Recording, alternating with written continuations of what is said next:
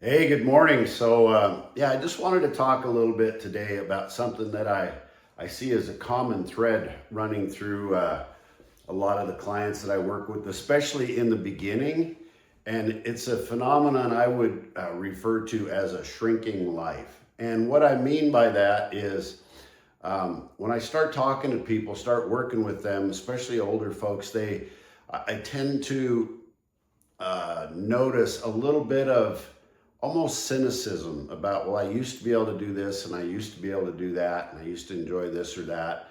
And I just don't anymore. And I guess I've outgrown that, or I've been there, done that. We've all heard that saying. And what I know and what I've observed is after helping these people get their physical body back, getting their mental capacity back, and kind of their zest for life, if you will. They don't see things in the same way, and they start missing those things they used to do.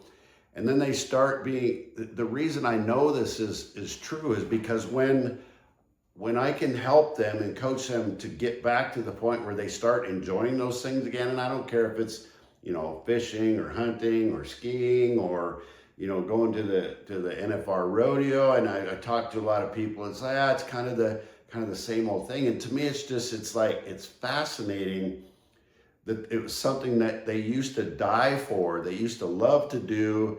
And now they're saying it, well, I've been there, done that, got the t-shirt kind of thing.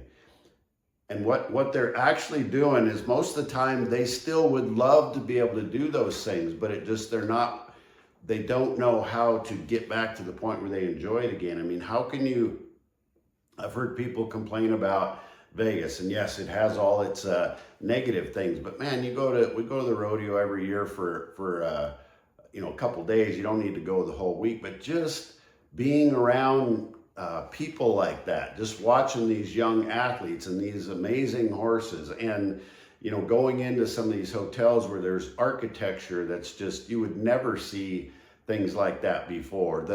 The first time you saw the fountain at the Bellagio, how fascinated you were by that. And then you get ho-hum. It's because your life has become ho-hum, and it's because you aren't doing the things that light you up. And that's one of the things that I think is really important is, it doesn't start with weakness. It starts with a subtle withdrawal. And when you start withdrawing from those things that used to light you up, just think about what that does to your soul. Think about what that does to your psyche. Think about what that does to your thoughts around what this last third of your life is going to look like. So it's just you're slowly, it happens so slowly that you think it's okay.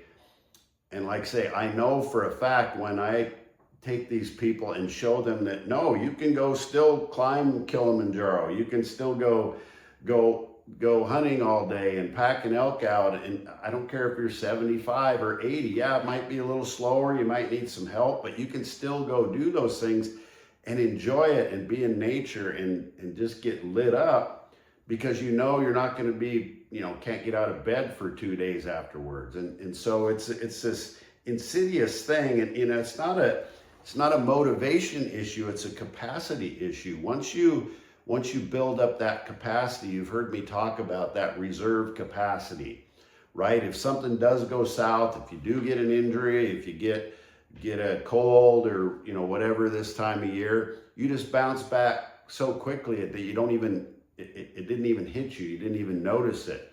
That's that reserve capacity that when life inevitably happens to you, you're anti-fragile, right? You take that adversity and you build on it, and you actually come back stronger as a result of it. And this avoidance of doing the things that used to light you up, it feels like wisdom that, until the years pass, and you might call it like, well, I'm just being practical. Of course, I'm 70 and I can't do the things I used to do when I'm 50. And you start making these stories up in your mind, and your world just naturally gets smaller and smaller and smaller.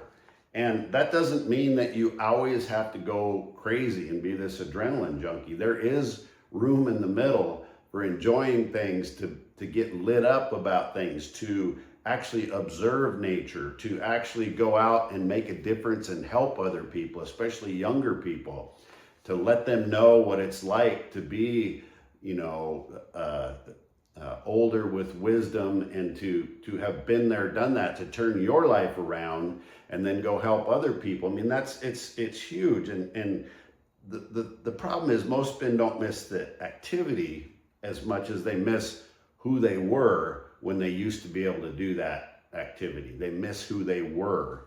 And the sad thing is, you can be that person again. You're still that same person. You've just been beat up a little bit by life, but that's what makes you special. That's what makes you able to go share these stories with younger people, to help inspire them, to show them a difference of what things can look like, what aging can look like. Go out and be the example, set the example, do the volunteer work. You know, those types of things, if they don't light you up and you're shrinking away from that, then you really need to take a look at you know, what you're doing in your life. And if that's the path you want to keep going down, then that's fine. I mean, who am I to judge? But I'm telling you, there's a different way. And I know for a fact this is how it works, because when I take these people, and it's not that I'm that great, it's just we've got a system, and you've heard me say it, when you have a system and accountability, you will get results. And when you have a system with accountability that gets results, then you will get motivation from that and discipline from that. And it doesn't start with motivation. It doesn't start with discipline. You have to have a system with accountability that gets results. And when you do that, and when you follow the system, and I don't care who you are, man, woman, 40s, 50s, 60s, it doesn't matter. It's all the same. When you do that, you will start living life again to its fullest. Because, you know, we're not here forever. So, you know, the way back is not about pushing harder. It's about rebuilding your capability and your reserve capacity. And that's what we do here. It's actually really easy. It's in a lot of instances, it's way less work than a lot of people are putting in right now. Excuse me.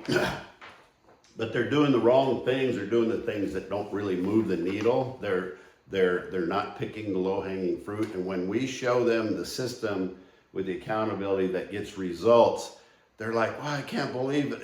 It's so easy." So you have to do the work.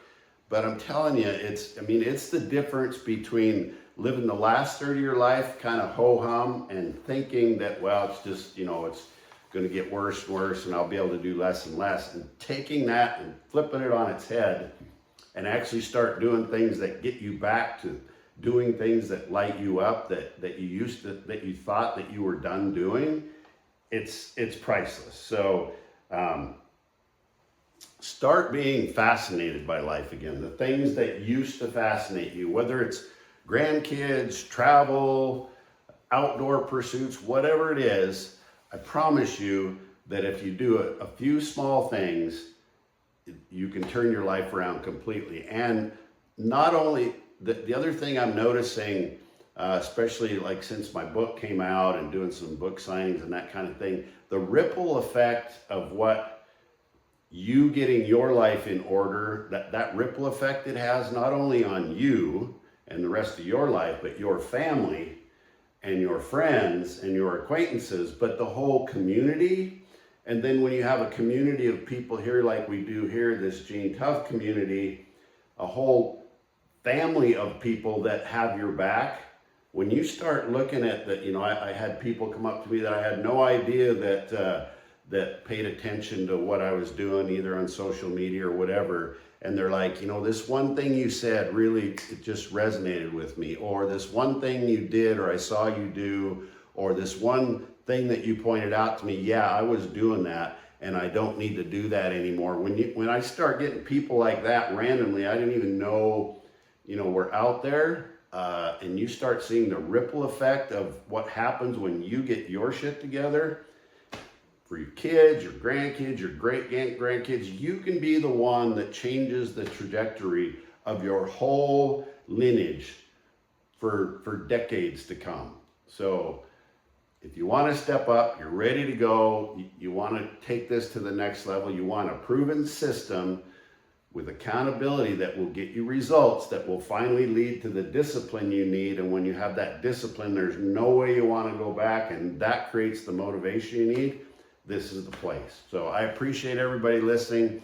What are the things that you're shrinking back from, that you don't do anymore, that used to really light you up? Think about those things, and if you want help, if you want to just have a conversation, I love talking to people about this stuff. Reach out, you know how to get a hold of us, comment, audit, whatever it might be, and we'll have a no obligation call just to see where you're at and see if there's a way we can help you. This is an amazing team we put together here, and we're making a huge impact, and love to have you on board. So thanks for listening today. If there's anything that you want me to talk about, things in particular, leave that in the comments too, and we'll cover that stuff in the future. So take care. I appreciate all of you, and don't live that shrinking life. I promise you it's way better on the other side. So take care.